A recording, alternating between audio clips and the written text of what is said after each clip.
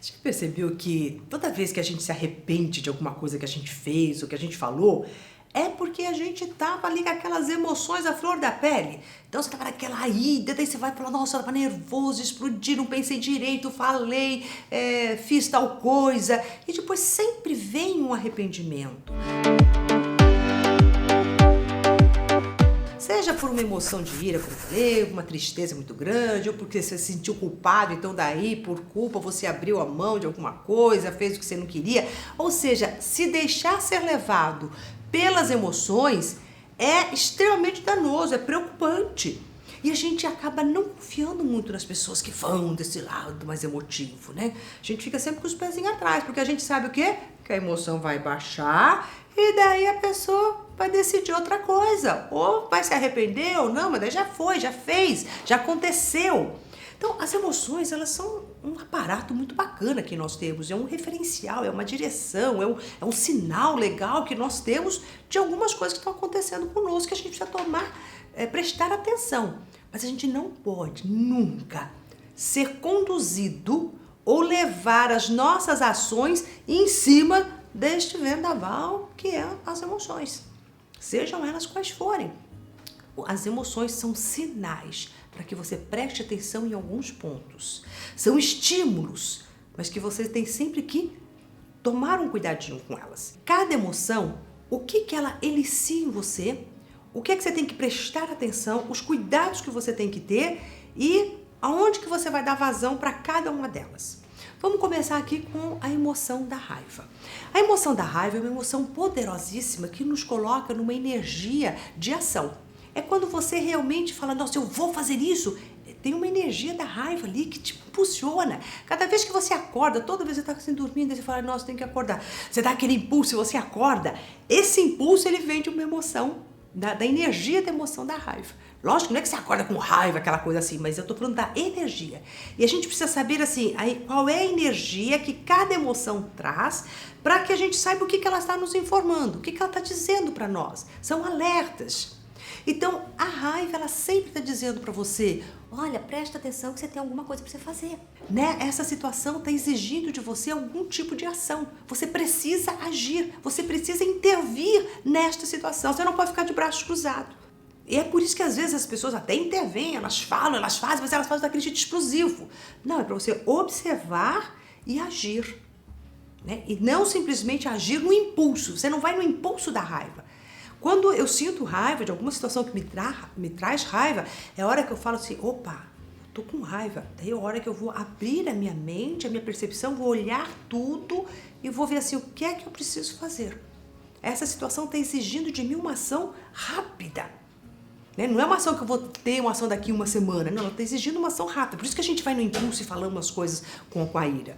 Então, mas é o momento de você parar aqueles 5 minutinhos. E daí então você vai achar, é isso que eu tenho que fazer. Então você vai pegar o estímulo dessa emoção e vai ver a direção que ela está te dando, mas aí você vai usar o seu aparato racional, né? Para você realmente saber, opa, então a emoção fica aqui, já peguei esse alerta e agora eu vou atuar. Então lembra sempre como se fosse emoção, fosse um mensageiro, né? Toda emoção é um mensageiro, está te trazendo uma mensagem. Então você vai pegar aquela mensagem, decodificá-la e agir. E não simplesmente pegar aquela mensagem e nem ler a mensagem e já dar um sopapo no mensageiro. Que é assim que a gente faz. Né? Então a emoção vem como mensagem, como mensageiro de algo e a gente simplesmente bate no mensageiro e não resolvemos a questão. Então sentiu raiva, está dizendo o quê? Para e presta atenção que esta situação que está te iniciando raiva exige de você uma ação presteira, uma ação assertiva, diretiva, né? E bem racional, bem consciente do que você está fazendo. Aí vem a famosa tristeza, né? Daí a gente tem lá aquelas coisas, tem uma sensação de tristeza. A tristeza às vezes é mais difícil porque ela vem como se fosse aquele mensageiro que vem devagarzinho, ele dá um sinalzinho, daí daqui a pouco ele dá outro bilhetinho, daí depois outro bilhetinho, ele vai vindo de pouquinho em pouquinho. Ele já não traz uma carta inteira, ele vai vindo de pouco em pouco. E a gente vai pegando uma coisinha, vai pegando outra, tristeza a gente vai acumulando, né? Ressentimentozinhos aqui, uma falinha de lá, a gente vai guardando. É como se você guardasse várias mensagenzinhas. Daí fica mais difícil de você, às vezes, decodificar qual dessas mensagens que é a principal. porque é um acúmulo de todas elas. E daí você pode, então, a tristeza te convida a você parar um pouco e aprofundar dentro de si mesmo. Por isso que a pessoa tristã fica meio assim, sabe, você fica abrunhadinha, quer ficar em silêncio, não quero falar com ninguém, tô triste. É um movimento até positivo, é como se falasse assim, olha, eu preciso fazer um balanço aqui interno. A tristeza te convida a uma interiorização. Isso é bonito da tristeza. Não para você mergulhar dentro dela e ficar, sabe, num vale muito grande, porque daí te levar à depressão é um passo. Mas aquela coisa de, o que é que está me machucando?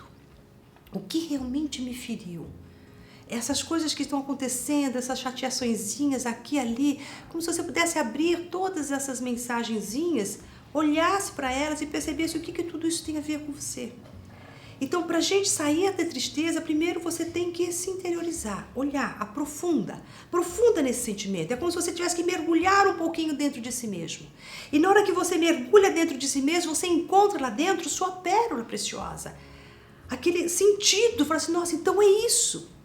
Então, na hora que a gente consegue entender e compreender todas essas mensagens que nos levaram a um aprofundamento de nós mesmos, a uma autorreflexão, você traz uma força para sair de dentro dela.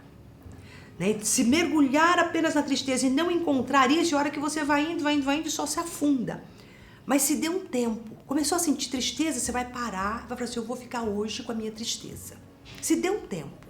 Né? Porque normalmente você vai carregando dias e pós-dias, aquilo vai virando um hábito, daí vira uma nheca. Não, dá um tempo. Quando às vezes eu tô triste, eu falo assim, poxa, hoje eu vou ficar triste e vou entrar na minha tristeza.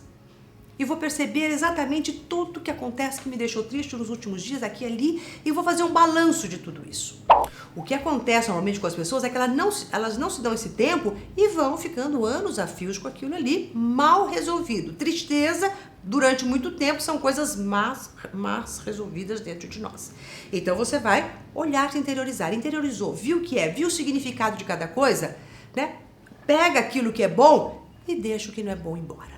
E daí você vai transmutar e transformar aquela tristeza na alegria de, nossa, que bacana, era isso tudo que eu tinha que estar aprendendo aqui, são essas alertas. E a gente vem para o tal sentimento, né, da emoção do medo.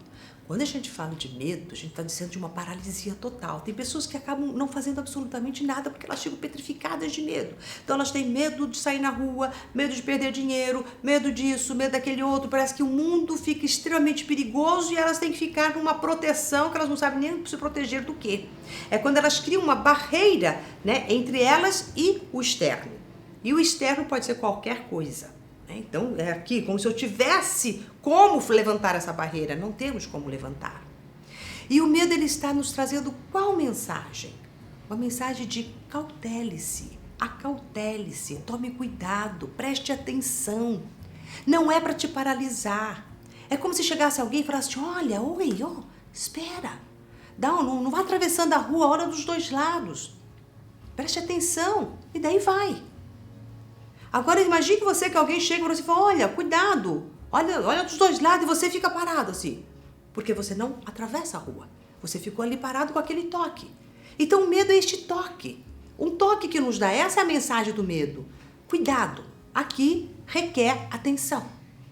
E daí você vai parar um tempo, vai olhar, observar aquela situação, o que é que você precisa realmente, quais são as cautelas que você tem que ter, tomar as devidas cautelas e prosseguir.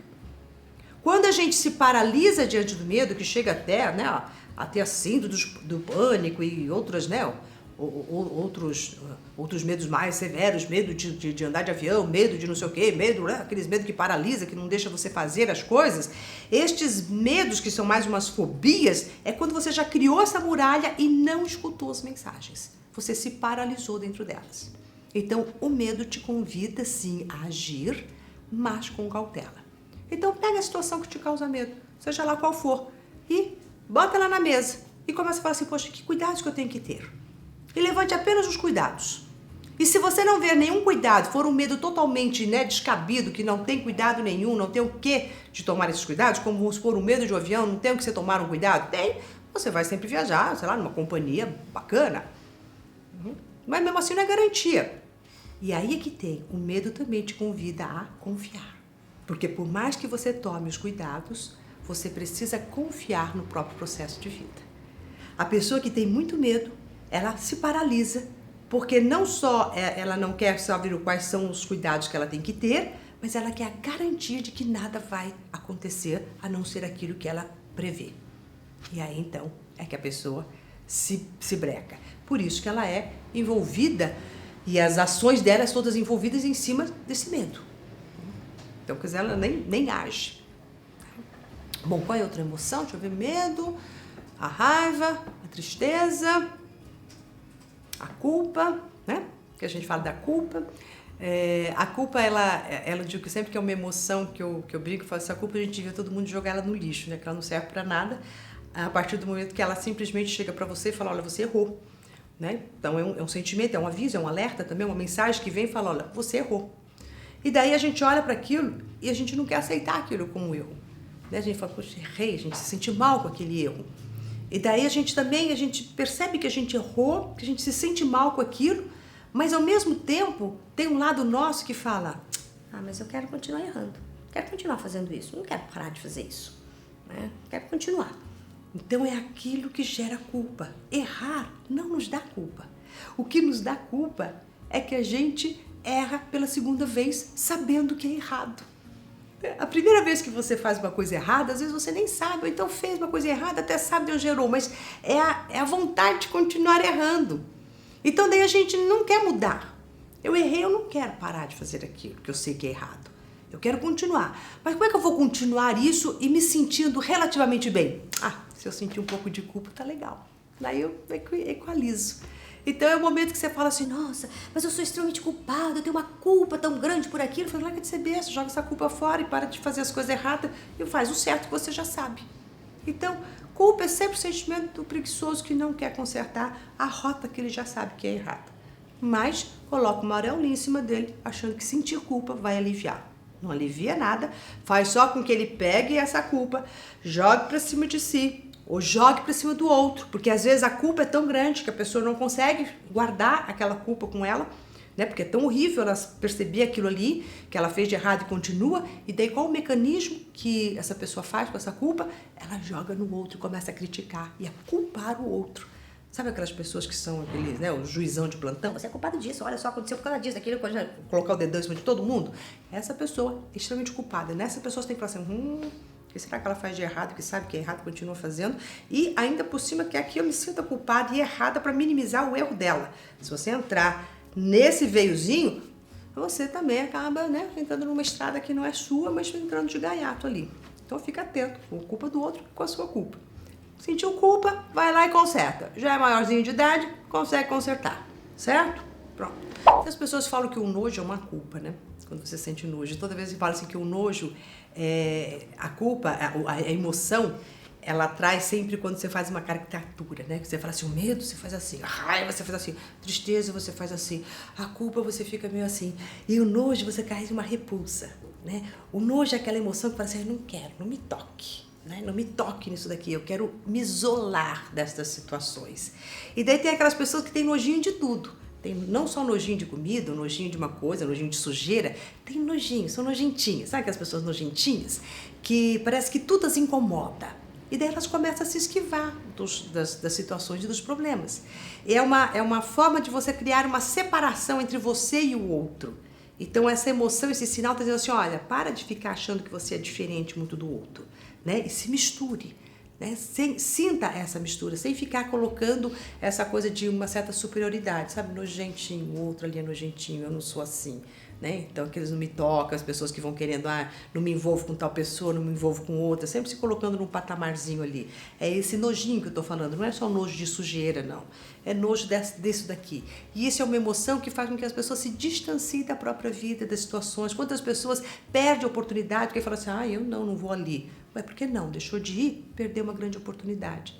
Então, também às vezes as pessoas acabam reagindo em cima dessa emoção do nojo quando elas vêm, perderam oportunidades, perderam coisas.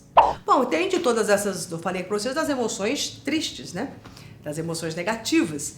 E existe a emoção da alegria, que é a emoção que realmente te coloca numa numa força, numa energia que contagia e que acaba neutralizando todas as outras. Uma pessoa alegre é aquela pessoa que lida bem com a sua mensagem da raiva, com o seu mensageiro do medo, com o seu mensageiro da tristeza, da culpa. Lida muito bem. Pega a mensagem, decodifica, traduz e sente alegria e toca o barco pela frente.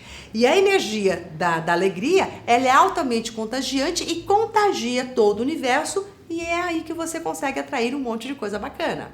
A energia da raiva faz com que você simplesmente atraia coisas mais complicadas para você ficar, né, ali todo estrilente. A energia do medo faz com que você atraia coisas que você vai simplesmente repudiar porque você vai colocar uma muralha. Então são coisas que vão brecando a sua vida.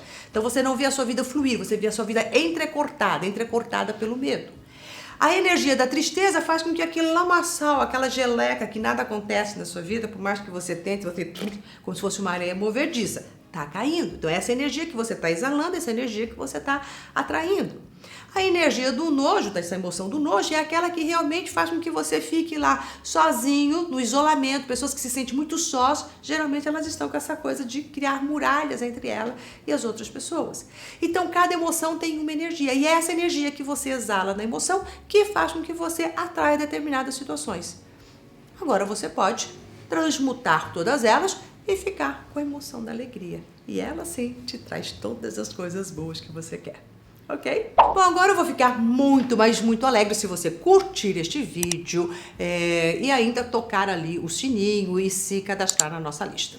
Isso vai ser muito, muito bom, vai me deixar muito alegre, vai deixar todo muito alegre e nós não vamos ficar com nenhuma barreira de nenhuma outra emoção, a não ser a alegria de nos encontrarmos no próximo vídeo. Então agora é com você, toca o sininho aí, que daqui a pouco vai tocar o próximo vídeo também no seu Face. Tchau, tchau!